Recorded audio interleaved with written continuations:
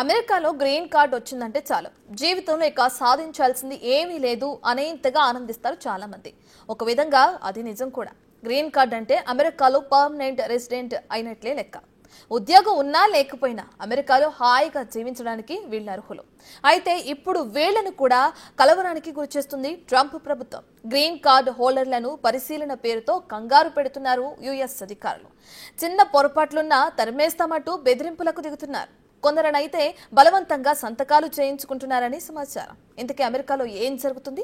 Green card హోల్డర్ల target గా Trump ప్రభుత్వం ఎలాంటి చర్యలకు దిగుతోంది? గ్రీన్ కార్డ్ హోల్డర్లు సేఫేనా?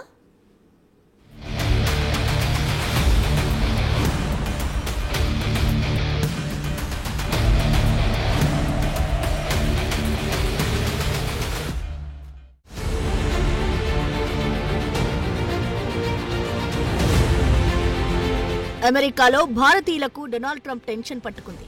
మేక్ అమెరికా గ్రేట్ అగైన్ నినాదంతో భారీ మెజారిటీతో ట్రంప్ రెండోసారి దిగ్విజయం సాధించిన తర్వాత వలసదారుల్ని టార్గెట్ చేసింది ట్రంప్ ప్రభుత్వం. మొదటి స్టెప్లో అక్రమంగా అమెరికాలో ఉంటున్న విదేశీయుల్ని వారి వారి దేశాలకు పంపించేస్తామనే పేరుతో సంకెళ్లు వేసి మరీ తరిమేశారు. ఇప్పుడు ట్రంప్ ప్లాన్లో ఎవ్వరూ ఊహించని రెండో దశ ప్రారంభమైనట్లుంది. అయితే ఇది మరింత దారుణంగా అమెరికా చట్టాలను కూడా వ్యతిరేకించడం విశేషం. అమెరికాలో గ్రీన్ కార్డ్ హోల్డర్లే లక్ష్యంగా ట్రంప్ ప్రభుత్వం బెదిరింపులకు దిగుతున్నట్లుగా తెలుస్తోంది. అమెరికాలో గ్రీన్ కార్డ్ వచ్చిందంటే అక్కడ శాశ్వత నివాసానికి అనుమతి దక్కినట్లే. అమెరికా పౌరులకున్న హక్కులే దాదాపు వీరికి వర్తిస్తాయి. నిజానికి అమెరికన్ డ్రీమ్లో గ్రీన్ కార్డు సాధించడమే తుది విజయమని అనుకుంటారు చాలా మంది వలసదారులు. అయితే ఇప్పుడు ఆ కల మొత్తానికి ట్రంప్ ఎసరు పెడుతున్నారు. ట్రంప్ వలస విధానం వల్ల గ్రీన్ కార్డ్ హోల్డర్లు అమెరికాలో బట్టలు విప్పి తనిఖీ చేయించుకోవాల్సి వస్తుంది. కొన్ని నెలల సొంత దేశంలో ఉండి తిరిగి అమెరికా వెళ్తుంటే తీవ్రమైన విచారణను ఎదుర్కోవాల్సి వస్తుంది. ఎయిర్పోర్ట్లోనే కఠినమైన పరిశీలనకు గురవుతున్నారు. ముఖ్యంగా అమెరికా వలసదారుల్లో అధికంగా ఉన్న భారతీయులపై ఈ ప్రభావం అధికంగా ఉన్నట్లు నివేదికలు చెబుతున్నాయి.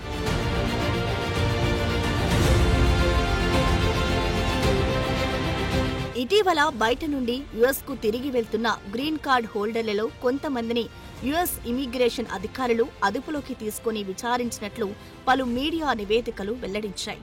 భారతీయులతో సహా గ్రీన్ కార్డ్ హోల్డర్లను ఎయిర్పోర్టుల్లో రాత్రిపూట నిర్బంధిస్తున్నారని, దశల వారీగా తనిఖీల సంఖ్యను పెంచుతూ ఇబ్బందులకు గురి చేస్తున్నట్లు ఆందోళనలు వస్తున్నాయి.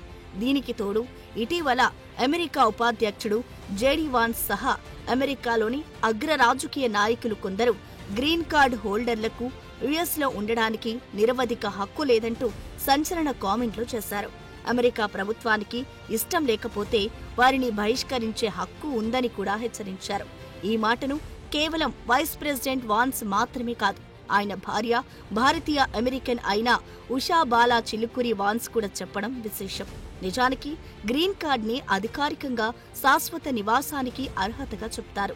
US citizenship and immigration services USCIS ప్రకారం ఒక వ్యక్తి యునైటెడ్ స్టేట్స్ లో శాశ్వతంగా నివసించడానికి, పనిచేయడానికి ఈ కార్డ్ అనుమతిస్తుంది. అయినప్పటికీ గ్రీన్ కార్డ్ హోల్డర్లపై ఎందుకు ఎక్కువ పరిశీలన జరుగుతుందనేది ఇప్పుడు ఆందోళనకు కారణమవుతోంది.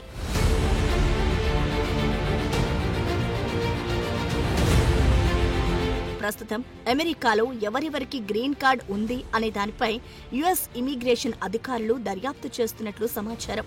అయితే ఇది ముఖ్యంగా భారతీయ గ్రీన్ కార్డ్ హోల్డర్లను ఎక్కువ ఆందోళనకు గురిచేస్తోంది. దీనికి కారణం లేకపోలేదు. ఇటీవల ఒక గ్రీన్ కార్డ్ హోల్డర్ను ఎయిర్పోర్ట్లోనే బట్టలు ఉడదీసి నిర్బంధించారనే వార్త వైరల్ అయింది. ఈ క్రమంలో సెకండరీ తనిఖీలు, హింసాత్మక విచారణలు జరుగుతున్నాయని మీడియా నివేదికలు రావడంతో భయం ప్రారంభమైంది. ఇలాంటి ఒక కేసు ఇటీవల సంచలనంగా మారింది. ఫాబియన్ ష్మిత్ అనే ఒక జర్మనీ జాతీయుడు 2023లో చట్టబద్ధంగా తన గ్రీన్ కార్డును రెన్యువల్ చేయించుకున్నారు. అయితే అతని గ్రీన్ కార్డు స్టేటస్ ను ఇమిగ్రేషన్ అధికారులు గుర్తించలేదు. ఎక్కడికో వెళ్లి అమెరికా తిరిగొచ్చిన అతన్ని ఎయిర్పోర్ట్లోనే నిర్బంధించారు. అతని తల్లి చెప్పిన వివరాల మేరకు స్మిత్ ని నగ్నంగా మార్చి హింసాత్మకంగా ప్రశ్నించినట్లు తెలుస్తోంది. అతడు మందులు తీసుకోవడానికి కూడా అధికారులు నిరాకరించారు. పైగా ఐస్ వాటర్ తో స్నానం చేయించి మళ్ళొకసారి విచారించారని స్మిత్ తల్లి ఆస్ట్రిడ్ సీనియర్ మీడియాకు వెల్లడించారు. అయితే స్మిత్ గ్రీన్ కార్డును ఎందుకు నిరాకరించారనే విషయం యుఎస్ కస్టమ్స్ బోర్డర్ ప్రొటెక్షన్ అధికారులు ఇంకా స్పష్టం చేయలేదు. అయితే స్మిత్ పై మాదక ద్రవ్యాలకు సంబంధించిన ఆరోపణలు ఉన్నట్లు సిబిపి అధికారులు చెబుతున్నారు. దీని కారణంగా స్మిత్ గ్రీన్ కార్డును రద్దు చేస్తున్నారనే వాదనలు ఉన్నాయి.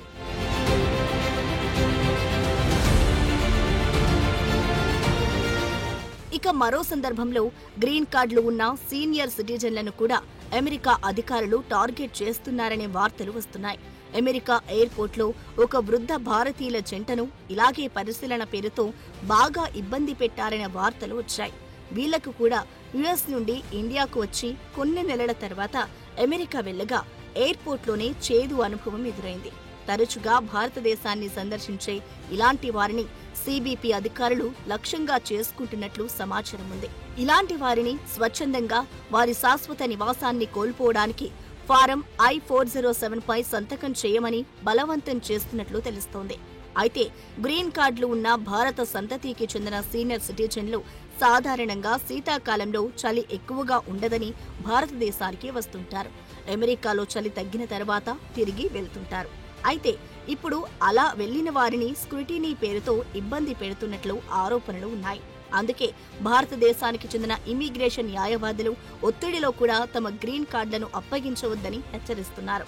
ఒక వ్యక్తి స్వచ్ఛందంగా ఫారం I-407లో సంతకం చేయకపోతే సరిహద్దులో అధికారులు గ్రీన్ కార్డును రద్దు చేయలేరు. నిజానికి అమెరికా బయట 365 రోజులకు పైగా ఉంటే వారు అమెరికాలో నివాసాన్ని వదిలివేసినట్లు ఆరోపణలు రావచ్చు. కానీ ఇలాంటి పరిస్థితుల్లో వాళ్లు కోర్టును ఆశ్రయించవచ్చు. కాదని ఎయిర్పోర్ట్లో లొంగిపోతే వాళ్లకు గ్రీన్ కార్డ్ రద్దవుతుంది.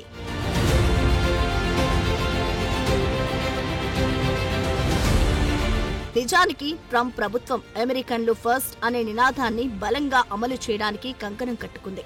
అందుకే గ్రీన్ కార్డ్ హోల్డర్లపై కఠిన చర్యలు కూడా ట్రంప్ ఇమిగ్రేషన్ విధానంలో భాగంగానే చూడాలి.